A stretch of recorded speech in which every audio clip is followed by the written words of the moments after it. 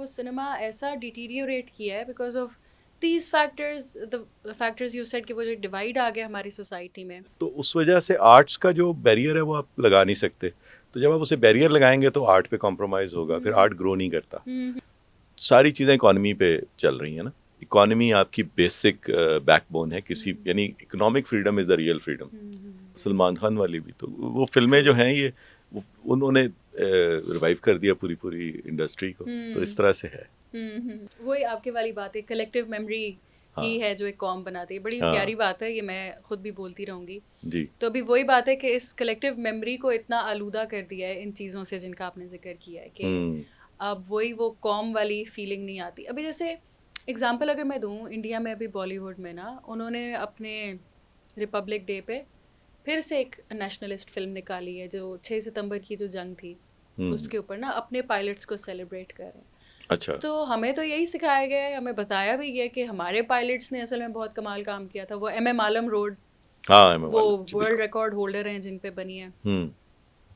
फिर अफसोस इस बात का भी हुआ कि वो भी तो चलो प्रोपेगेंडा कर रहे हैं, उनका मुल्क भी जानता है प्रोपेगेंडा चल रहा है, मगर ऐसे इम्पोर्टेंट डेज पे एक ऐसी फिल्म रिलीज करना जिसकी हिस्टोरिक वैल्यू भी हो, which again is a collective memory, which again is a reason to bring people together in a cinema hall and revive that memory, सच है झूठ है जो भी है, at least it makes you proud to be an Indian over there, and for us if it was happening over here we would feel proud to be a Pakistani कि अच्छा these are our heroes and all. तो वो आप बिल्कुल सही बात करें, वो सिनेमा ऐसा डिटीरियोरेट किया है because of these factors, the factors you said कि वो जो डिवाइड आ गया हमारी सोसाइटी में। There is, कहने के लिए, बात कहने के लिए ना आपको ऑडियंस चाहिए, ऐसे और ही ऑडियंस चाहिए वो जो आपके एक्सपेरिमेंट को या आपकी बात को सुन सके, उसको थोड़ी देर बर्दाश्त कर सके, क्योंकि ज़रूरी नहीं कि आप वो बात करें जो उसको गवारा गुजरे। तो नागवार गुजरने वाली बात को भी जब आप पसंद करेंगे तो फिर आपका आर्ट्स और क्रिएटिव आर्ट्स ग्रो करेगा। क्योंकि वो कहता है कि मुझे, जैसे जॉर्ज लुकास ने कहा कि टेक्नोलॉजी और art go hand in hand. वो आप टेक्नोलॉजी एक स्पेस देती है और आर्ट्स कहता है कि इस स्पेस को मुझे और ज़्यादा चाहिए। तो टेक्नोलॉजी को अपने आप को फैलाना पड़ता है। तो आर्ट तो टेक्नोलॉजी को क्वेश्चन कर देता है, तो आर्ट सोसाइटी को भी क्वेश्चन कर देता है। वो कहता है मुझे इससे ज़्यादा फैलना है, मुझे इससे आगे जाना है। तो उस वजह से आर्ट्स का जो बैरियर है वो आप लगा नहीं सकते। तो जब आप उसे बैरियर लगाएंगे तो आर्ट पे कॉम्प्रोमाइज़ होगा, फिर आर्ट ग्रो नहीं करता। तो आर्ट को ग्रो करने के लिए आपको एक कंड्यूसिव एनवायरनमेंट और डायलॉग और एक फ़िज़ा ऐसी चाहिए जिसमें बात हो सके। तो जब बात होगी तो उसमें फिर बात बनती चली जाएगी। तो ये है मसला। इसमें जो आपने एक और बात की कि इंडिया ने जो एक और चीज़ जो इंडिया ने की या इंडियन सिनेमा ने की, वो ये थी कि उन्होंने बायोपिक्स बनाई। अपने हीरोज की, वो भी जो कुछ भी कर गए थे उनको भी ऐसा सर पे चढ़ाया। हाँ। We have so many of them. अभी रिसेंटली बेशक कंट्रोवर्शियल बन गया मगर अरशद नदीम पे अभी तक फिल्म आ चुकी होती है इंडिया में। हाँ, इंडिया में आ जाती, लेकिन इंडिया में तो शाहिद साहब पे भी फिल्म आ जाती, शायद नदीम साहब पे फिल्म आई होती। हाँ, तो इस तरह के कितने लोग हैं जो जिन पे हम यानी कि फिल्म अगर स्ट्रांग होती या बन रही होती तो फिर इस तरह के लोगों पे फिल्म बनती, और जब इस तरह के लोगों पे फिल्म बनती तो ये लोग रोल मॉडल बनते। तो जब ये लोग रोल मॉडल बनते तो फिर हमारी तरह के जो उनके रोल मॉडल अभी तो 4-5 होंगे, सिर्फ ज़्यादा लोग होते, और वो ज़्यादा लोग अगर होते तो वो फिर एक ज़्यादा बेहतर मुआशरा, एक ज़्यादा बेहतर ग्रो, क्योंकि बेसिकली सारी चीज़ें इकॉनमी पे चल रही हैं ना। इकॉनमी आपकी बेसिक बैकबोन है किसी, यानी economic freedom is the real freedom.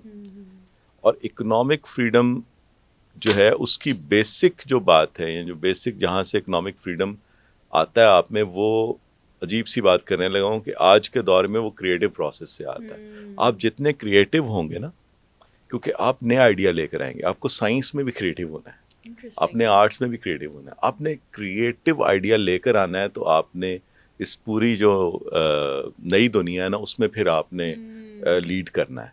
तो that is, I think it's a big challenge. हमने इसको क्योंकि उस तरह से सेलिब्रेट ही नहीं किया, इसको समझा ही नहीं उस तरह से।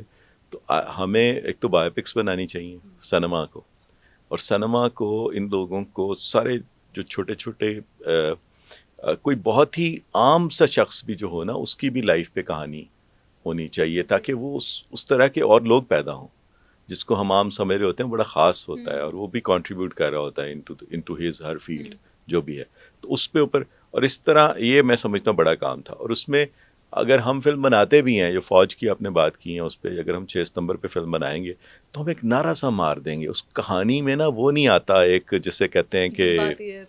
हाँ, एक जो पकड़े कहानी आपको, उसके लिए फिर ये है कि आपको दोबारा फिर वही उस तरह के रोल मॉडल बनाने पड़ते हैं जो जो जिनमें टेक्सचर हो, जो जिनमें दर्द हो, जिसको आप कहते हैं ना स्क्रैच कर सकें। तो वो कहानी में भी वो बात चाहिए ना, तो उस वजह से फिर सिनेमा भी जो है ना वो नारा सा मार के रह जाता है। तो ये चीज़ें हैं जो कि, लेकिन ये कि मैं ये नहीं कहूँगा कि but it's a very hopeful state also, क्योंकि जब हमने अभी कॉन्फ्रेंस भी की उसमें भी हमारे जो पेपर्स आए हैं, लोग जिन्होंने बात की हैं, जो उसमें क्योंकि कोलैबोरेटिव है तो कुछ आर्ट्स ग्रो कर रहे हैं, जैसे गेमिंग है या एनिमेशन है या वो, तो उसके लोग हैं, जैसे वो फिल्म में आ रहे हैं, तो भी ग्लास वर्कर जैसे एक फिल्म बनी, तो वो लोग हैं जो किसी दूसरी टेक्नोलॉजी से, टेक्नोलॉजी उन्हें जोड़ रही है, तो कन्वर्ज हो रहा है ना सारा कुछ इनटू ऑनटू वन स्क्रीन, तो उसमें हर पॉसिबिलिटी है। तो इस तरह से होपफुल है सिचुएशन, ऐसा नहीं है कि ये को बहुत होपलेस में चला गया हूँ, ऐसा नहीं है। It's hopeful, we need to just think about it. तो रिसोर्सेज या चीज़ें ऐसे जुड़ जाएंगी कि हमने यार इनको सेलिब्रेट करना है, या हमने अपने हीरोज़ को सेलिब्रेट करना है। उसमें बहुत से हैं, मतलब फिर हॉकी को जब आपने खड़ा करना होगा तो अब हॉकी पे एक फिल्म बनाए ना समीउल्लाह पे, तो खड़ी होगी हॉकी। तो बेसिकली फिल्म जो है वो आपकी पूरी क्रिएटिव इंडस्ट्री को, या पूरी इंडस्ट्री को, या पूरे मुल्क के लिए एक बैकबोन होती है।